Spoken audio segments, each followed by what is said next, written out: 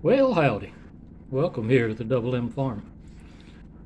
I've mentioned in a couple other videos that I'm fighting kidney stones.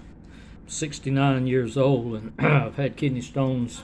I think I had my first one when I was 30, and was in the fetal position on the floor in pain, and spent a few days in the hospital on an IV pumping me full of fluids, and fortunately was able to pass that first one. Lord, that was back in the 80s and 1980s, and went for quite a while without having another one. Then in the 90s, they really started on me, and I started having them pretty regular. Finally, had one so big that again it put me in the hospital, and I couldn't pass it. I'm one of the unfortunate ones that the type stones I have cannot be crushed from the outside. I know there's a process that many people are able to do, and they crush them and you pass them.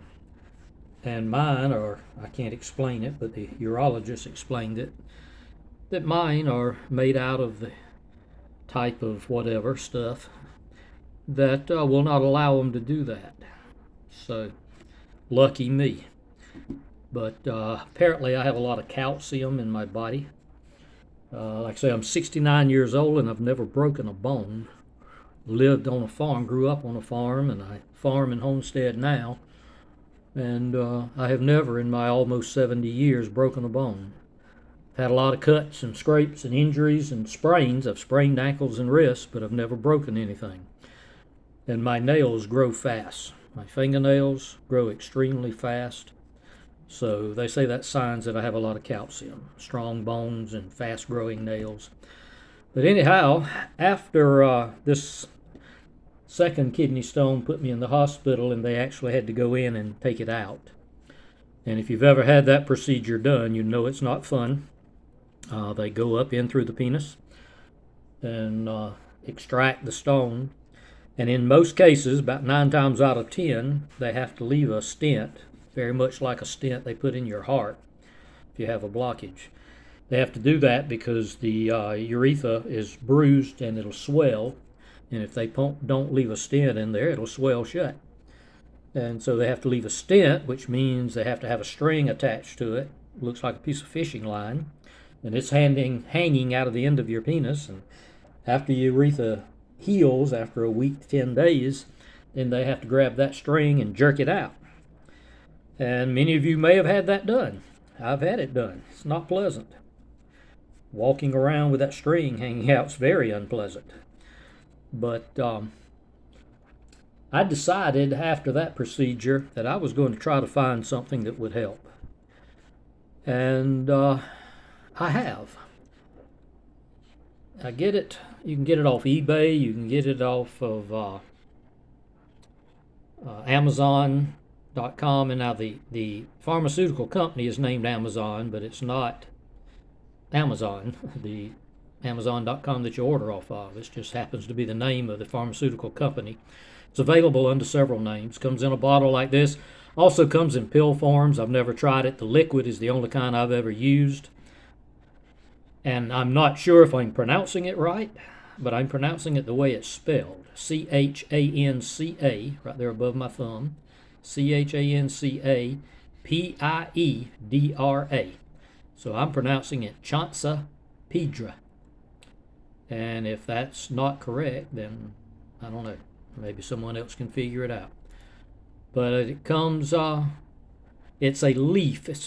There's actually a leaf inside this bottle, and then it's filled with distilled water, and that leaf decomposes in that water, and you take it, and it dissolves kidney stones.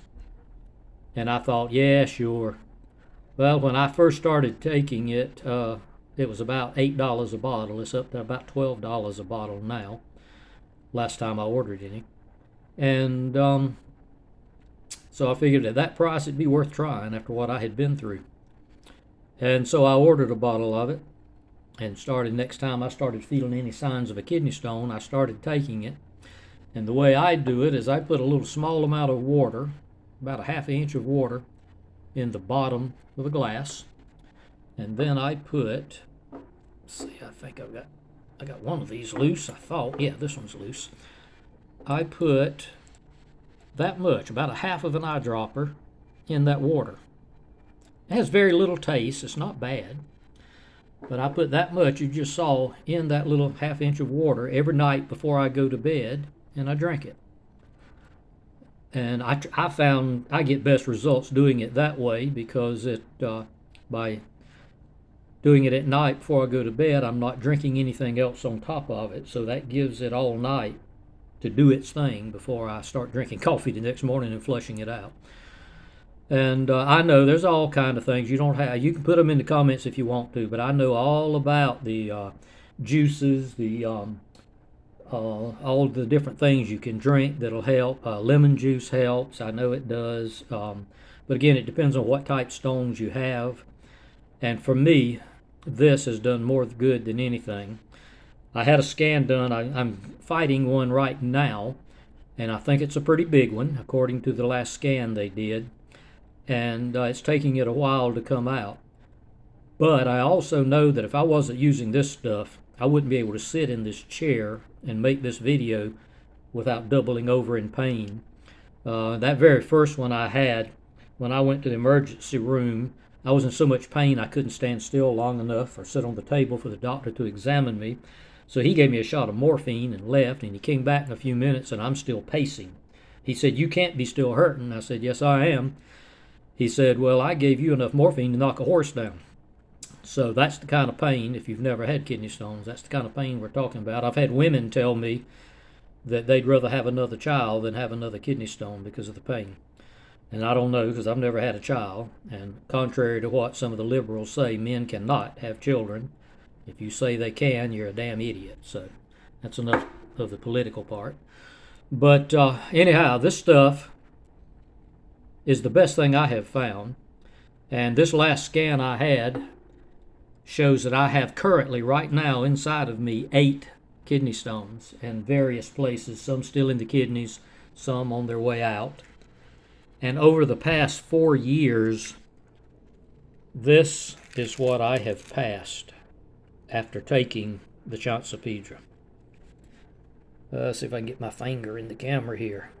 If you want to get an idea of the size of some of these, look at that. I passed that with very little pain. What it does, it starts dissolving them. And if you've ever seen a raw kidney stone when it comes out, the ones that really make you bleed and hurt so bad, they look like a sand spur or a cuckleburr. A lot of sharp edges. But this stuff starts dissolving them, and obviously the first thing to dissolve is those little sharp edges. And then when it gets smooth enough, that allows it to pass, to come out. And there's still some pain. I'm hurting right now, but nothing like what you would normally go through.